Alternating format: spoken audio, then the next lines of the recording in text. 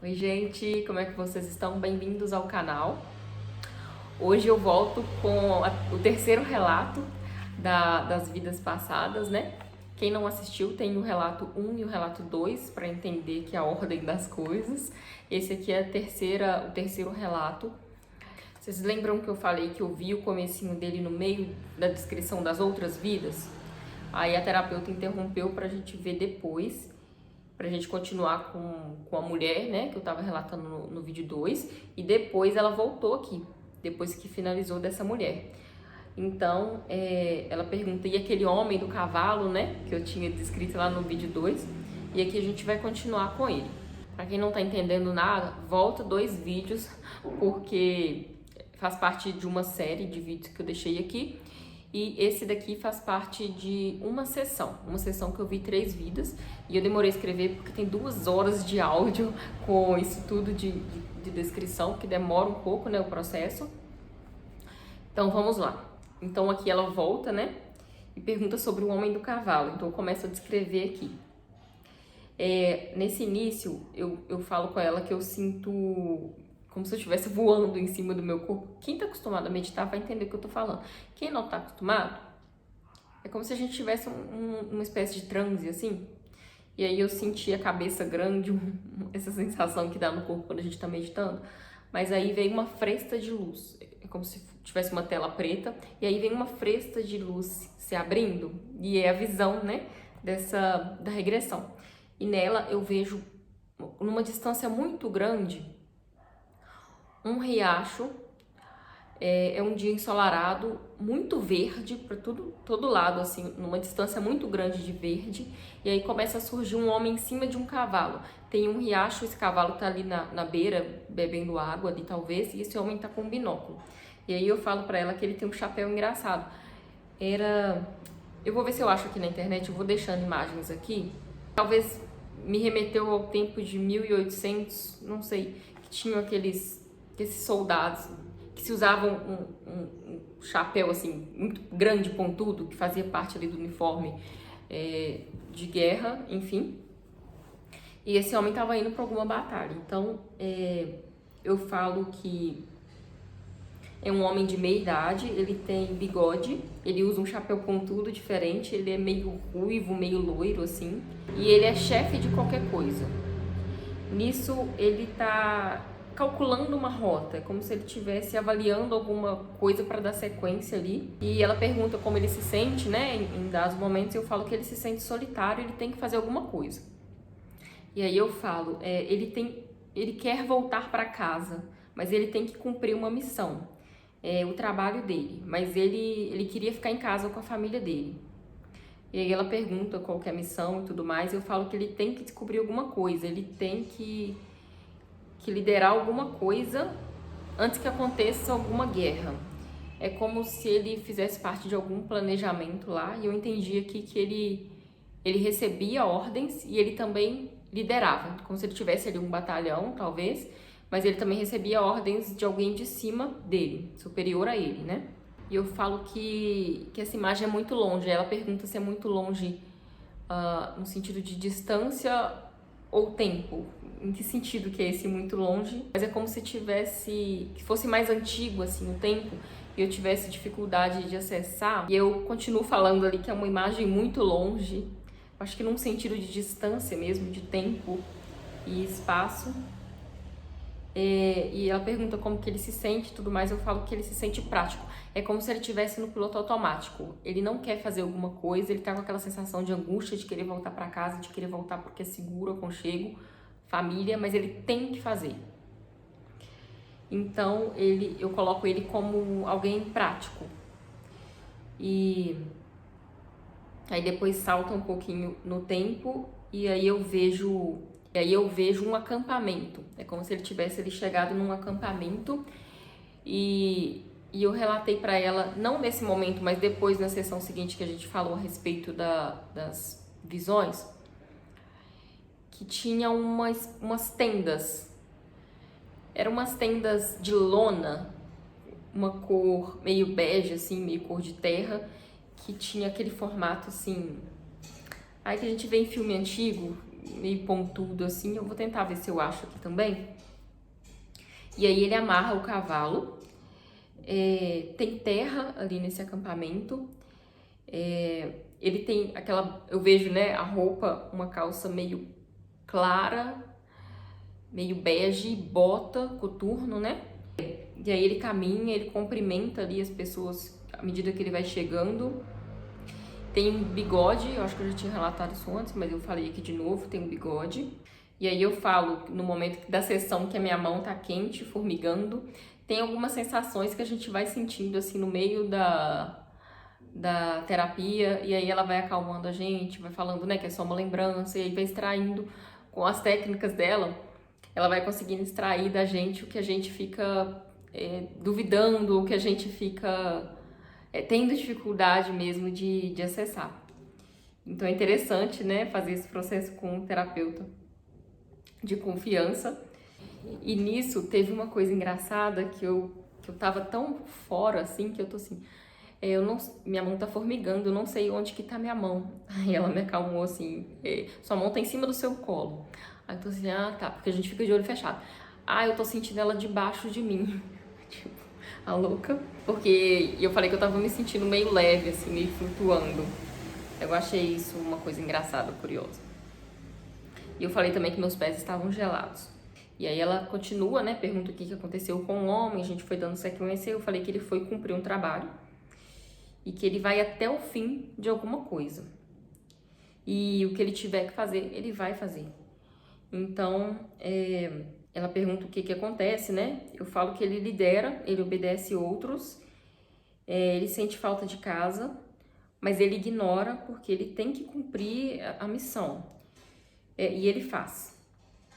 E aí depois eu tenho um pouco de dificuldade, mas aí a gente chega num ponto aqui. Nisso a gente chega num ponto aqui que eu falo com ela que ia ter mortes, muitos corpos, pessoas mortas, cavalos mortos, e alguém de cavalo, no caso, talvez a imagem dele passando por cima daquilo tudo. E enquanto eu vou relatando, eu vou sentindo, né? Eu vou contraindo muito o rosto, assim. Toda vez que eu vou relatar alguma coisa mais delicada, mais angustiante, que esses personagens vão passando, porém eu não tô sentindo na pele, mas é como se eu reproduzisse isso na minha expressão facial, que eu achei muito curioso também, principalmente na voz, agora ouvindo novamente os áudios para fazer aqui, para reescrever, né, os relatos. E aí eu continuo, eu falo que ele tá caminhando, que a cena é uma cena de horror, tem um campo muito feio de corpos. E eu relato o rosto dele contraído, e aí eu falo que tem um cheiro. Eu falo, acho que ele sente um cheiro. E no áudio eu respiro incomodada, assim. Eu travo pra falar, tem um cheiro.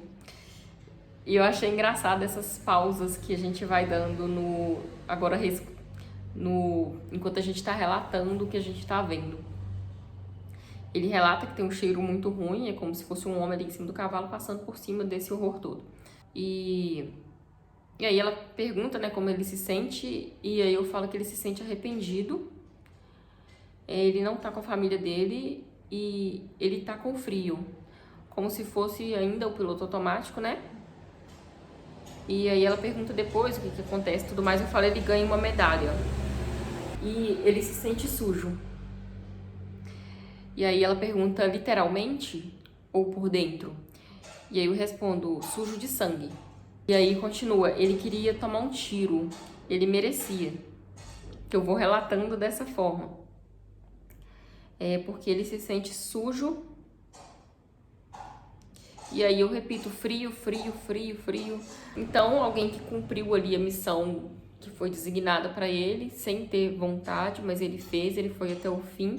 Ele fez e se sentiu mal o tempo todo. Antes dele ir, ele já estava se sentindo mal. Então, o tempo todo nessa descrição aqui, vem esse sentimento de angústia, vem esse sentimento de querer voltar para casa.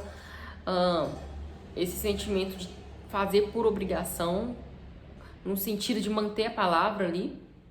E depois desse momento, vem aqui que ele tem que ir para casa agora. Agora ele vai para casa, né? Só que ele não vai feliz. E aí eu começo a descrever que tem uma fazenda grande, E aí eu falo que eu vejo só um pedaço dessa fazenda. Aparentemente ele tem uma família grande. E ela pergunta se a sensação é boa e tudo mais. Eu falo que tem a sensação de vazio.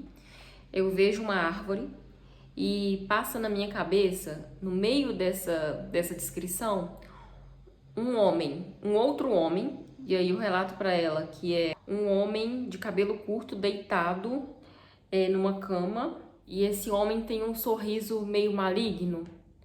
É uma figura meio feia, assim, uma imagem feia de um homem com um sorriso maligno que ela surge na cabeça e depois ela não se desenrola. E aí a gente volta aqui pra ele, pro soldado aqui, sei lá qual que é a designação dele. E ele tá sentado na frente desse casarão de fazenda, tem uma árvore grande, é um espaço verde também, assim. Ali fica ali sensação de angústia. Então ele resolve, depois a imagem pula, né? Então ele resolve acabar com a própria vida dele. Então eu venho a imagem dele dando um tiro em si mesmo, na própria cabeça. E aí eu falo, aparentemente ele lembrou desse homem, ou então fez um tipo de comunicação, esse homem com ele, como se fosse, para quem é espírita ou espiritualista, pode vir uma imagem meio que de obsessor, mas não sei do que se trata esse homem. Ou talvez esse homem tenha feito isso consigo mesmo e ele fez o mesmo. Eu não sei por que veio essa imagem desse homem, desse outro homem, né? E aí depois eu falo com ela que eu tô sentindo a minha mão na minha perna agora, que antes eu não tava sentindo. E aí eu falo, eu tô voltando. E ela pergunta, voltando, né, pra onde? Eu falo pra cá, pra sessão. É como se eu não estivesse ali na sessão. E aí a imagem fica mais longe ainda, que eu acho que eu quis dizer isso, nesse sentido de acesso, né? E aí em seguida eu falo de novo que eu vejo o homem na cama com um sorriso horrível, depois a mulher dele correndo, descendo a escada. Essa fazenda é como se tivesse, ao invés daquelas escadarias, era uma escada lateral. Talvez fosse no fundo dessa fazenda que tivesse essa árvore, eu não entendi direito, mas tinha uma escada lateral e uma porta em um pedaço dessa fazenda. Eu não achei nenhuma imagem parecida com isso, mas deu pra vocês entenderem. E aí desce a esposa dele, aparentemente a esposa dele correndo, descendo a escada e gritando. E aí vem esse homem de novo sorrindo, esse homem, um sorriso meio macabro. E eu falo que ele tá num lugar escuro. Depois eu falo que o corpo dele dói. O corpo do homem que era eu, né? Só pra não ficar confuso. E eu falo a cabeça dele dói. E falo que ele sente frio também. Ela pergunta se vem alguém ajudar, né? Dando sequência. E eu falo que ele tá sentado na árvore chorando. Isso aqui depois desse desencarne. E aí ele fica ali muito tempo nessa árvore. Isso que eu entendi. E a sensação dele ainda é de vazio e ainda é de arrependimento. Ele se culpa muito, ele se sente burro, egoísta. Usei essas palavras aqui. E aí eu falei com ela, meu corpo tá doendo. Mas eu acho que eu quis dizer o dele, que era eu, mas vocês entenderam. Ele se sente indigno. Eu achei curioso eu ter usado essa palavra aqui, que muitas vezes essa palavra apareceu nos outros relatos também, né? Ele vai receber ajuda, mas até para pedir, até para receber ajuda, ele tem essa sensação de não merecimento. Então ele não pede por teimosia, tem sempre essa negação de si. E aí aparece aqui na descrição um senhorzinho, como se fosse um mentor dele ali, talvez, com a mão estendida para ajudar, né, para tirar ele daquele lugar não físico, se a gente pensa num estado mais espiritual, mas naquele lugar de consciência que o espírito dele se encontra. Eu falo que esse senhorzinho gosta muito dele, e eu também falo com ela que eu não tô vendo isso, mas eu tô sentindo isso. E aí eu continuo falando que o corpo dele ainda tá doendo, e eu falo, minha perna tá doendo, minha cabeça tá doendo, da primeira pessoa que eu falo, e reclamo de novo do frio. E aí eu falo finalmente que ele dá a mão pra ele, ou seja, ele aceitou ajuda. Aí ele sorri pra ele, eu acho que esse senhorzinho, né? Mas eu não consigo ver o rosto do senhorzinho. E eu ainda falo pra terapeuta que eu tô substituindo por algum rosto de filme, alguma coisa conhecida pra fazer sentido na minha cabeça. Mas que eu não consigo ver o rosto do senhorzinho. É como se o cérebro acessasse alguma coisa que fosse familiar pra gente conseguir, pra conseguir fazer sentido ali no que a gente tá vendo. ou algo que se pareça, que seja ali mais próximo, né? E aí eu falo, é como se ele se entregasse, ele virasse uma criança, olhando com medo, e eu falo, ele não é ruim. Eu falo, chora, nuvens, e aí eu falo umas coisas meio incoerentes, e depois eu falo que tem novamente o mesmo banco dos outros relatos, e eu ainda falo com ela, é o mesmo banco, tem o mesmo cobertor, como se fosse ele voltasse sempre para o mesmo lugar, o cobertor por cima do corpo, e ele tem na mão ali alguma coisa quente para ele beber. Para quem for fazer aquela pergunta, mas ele desencarnou, por que ele tá bebendo alguma coisa, porque ele tá com frio? É como se fosse um reflexo de consciência ainda, a consciência dele tá nesse mundo, tá no material. Então, para quem acredita, né, quando tem esse desencarne, tem essa materialização ali do que é familiar para aquele espírito, até ele chegar num ponto de que ele vai ter noção de que ele não precisa. Mas enquanto isso, enquanto ele está passando por esse acolhimento, tem tudo que pra gente é familiar aqui, como beber um chá e coisas do tipo, sentir frio, ter as sensações e tudo mais. Pra quem não acredita, não acredita e tá tudo bem também. E aí eu falo, ele tá sorrindo, tem uma mesinha, tem uma criança, é como se ele estivesse cuidando de alguma criança, é como se ele tivesse... Eu entendi que ele trabalhava ali com algumas crianças, mas ele tem um menino que ele gosta muito ali, ou gosta muito dele, tem uma relação ali com algum menino. Nesse caso, eu falo como se ele fosse um avôzinho brincando e o menino gosta dele. É tipo um senhorzinho sábio brincalhão. Eu trato ele dessa forma aqui, nessa parte do relato. E aí, finaliza o relato, e aí a terapeuta pergunta... o que você acha que os seus mentores quiseram dizer, né, trazer para você com essas 3 vidas que você teve a oportunidade de acessar? Então, no momento ficou um pouco confuso. Eu falei do homem no sentido de fazer o que não parece certo, mas ir até o fim ali. Sobre a mulher, a primeira mulher do relato, um traço de força, de impulsividade ali que ela tinha. E da outra mulher, da segunda mulher, eu falei que eu lembrei de algumas relações de um momento atual que eu já tive, de algumas associações com algumas pessoas, mas eu falei num nível mais energético que eu acho que faz sentido aqui linkar, mas nenhum desses eu falei ali no momento o que talvez aquilo quis dizer pra mim mais profundamente. E desse homem vendo hoje e depois de um tempo que eu processei, me vem muito a questão de não ponderar, de ir até o fim, de mesmo que esteja fazendo mal, fazer assim mesmo, porque tem que fazer. É como se ele não tivesse um pouco de flexibilidade, e isso me remeteu a várias coisas num nível mais profundo que eu não vou tratar aqui, mas fez muito sentido. A mulher que foi enforcada, né, a primeira mulher também, essa questão da impulsividade dela, mas um pouco egoísta talvez de ter muito essa certeza aí até o fim, sabendo que pode acontecer alguma coisa e não ter pensado ali no filho e de ter feito assim mesmo, né? Essa questão de ficar titubeando, mas eu falei isso no outro vídeo mais dela. E dessa segunda mulher que eu tive mais dificuldade de lidar com essa visão, um pouco da negação. Ela desistiu.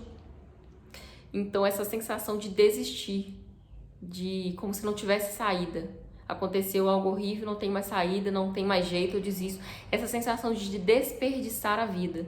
E em outras coisas também, todas elas, né, tem um nível mais profundo pra gente, que é mais pessoal, mas superficialmente, esses pontos, eu traria um pouco esses pontos. E aí depois ela pergunta se eles têm, se os mentores, né, que tem mais alguma mensagem, alguma coisa, porque eu falo muito nos mentores, você pode interpretar como anjo da guarda, como você quiser, como que fizer sentido pra você, mas a gente só quer dizer com isso que isso foi permitido ver e que esse tipo de terapia, ela tem algo mais profundo, algo mais pessoal para quem acredita, e ela vem para trazer alguma associação benéfica de algum momento que a gente está passando agora, para a gente rever esses momentos, para a gente ver com outro olhar, ou ver de onde vem algum tipo de buraco, algum tipo de de estima por a gente mesmo, algum tipo de questões no comportamento, vícios de comportamento, formas distorcidas que a gente se vê, enfim. Eles falam, eu respondo para ela, eles falam para eu não me entregar. Isso linka de novo com a mulher do quarto, com a mulher que desistiu. E eu falo umas outras coisas também, o soldado... Ah, tá, e eu volto do nada e falo pra ela que o soldado, mas eu não sei qual que era a designação dele, que ele que construiu a fazenda, que ele gostava muito da fazenda. No áudio parece que eu fiz questão de falar isso do nada, sendo que ela tava perguntando outra coisa. Eu acho que é por uma espécie de carinho por essa questão arquitetônica, sei lá, mas eu linkei um pouco aqui a uma mania que eu tenho desde criança de gostar muito de arquitetura e de fazendas antigas e de ficar vendo fazendas antigas e de ficar salvando um monte de fotos de fazenda. Uma coisa pessoal, assim, que eu achei engraçado eu ter linkado e falado disso daqui, feito questão de falar isso daqui e de estar comigo ainda de algum jeito. Mas eu falo os mentores, né, se tem mais alguma orientação, e aí eu falo, eu acho que vai ficar tudo bem, e eu falo pra ela que tem duas energias perto de mim, e aí eu cito que do meu lado direito tem o meu mentor, que tá sempre comigo, e eu falo o nome dele pra ela, bem naturalmente ali no áudio, ela já deve estar acostumada com esses relatos, e eu falo que tem uma outra energia também, que eu sinto às vezes, que fica do meu lado, que estava ali do meu lado direito, na maca, e que eu senti a energia desse mentor ou mentora, que eu não sabia descrever, muito forte. E aí eu enfatizo para ela que é uma energia muito forte. Enfim, que era quase palpável. E aí eu falo para ela que... Ela pergunta se tem mais alguma coisa, eu falo que não, que eu só tinha muito tempo que eu não estava conseguindo sentir essas energias. E depois a gente pausa aqui. E aí eu levanto meio tonta, assim, falando, tipo, vou levantar devagarzinho, porque eu tô meio tonta ainda da maca, porque a gente ficou ali 2 horas nesse processo, então é muita coisa. E a descrição da regressão, ela não é linear e nem fluida, pelo menos pra mim. Tem muita pausa, tem muita espera, muita paciência, aí tem até um áudio, né, que ela coloca de fundo, um mantra, porque pra deixar o ambiente mais naquela vibe ali mais tranquila. E nisso demora muito pra gente ir falando, pra gente, no meu caso, e relatando e aparecendo pra gente também o que a gente tá vendo. Então é isso pra finalizar aqui. Eu achei que esse fosse ficar mais rápido, mas acho que ficou longo do mesmo jeito. Mas sobre os relatos, esse aqui finaliza o primeiro dia. Eu fui numa outra sessão que eu fiquei na dúvida no momento que eu relatei, porque eu tava um pouco gripada e eu falei com ela que eu tava com mais dificuldade de acessar porque eu não tava conseguindo linkar a noção de tempo. Porque eu começo... que são flashes, é como se eles não fossem uma sequência. Eu não entendi se era uma pessoa só ou se eram 2 vidas. Até hoje eu não entendi as vidas que eu vi ali nesse outro relato. Se você se interessar, eu posso fazer também desse outro dia. Mas esse aqui finaliza um dia. A gente pode falar sobre a terapia de regressão, né? Que ela tem um propósito. Geralmente a gente procura quando tá angustiado com alguma coisa, tá passando por alguma questão. E eu acredito muito que vem pra gente de alguma forma. Assim como você vê um vídeo no YouTube aqui e falar, ah tá, senti que é pra mim, tô muito nisso de... é nesse momento, sabe? É agora, vamos...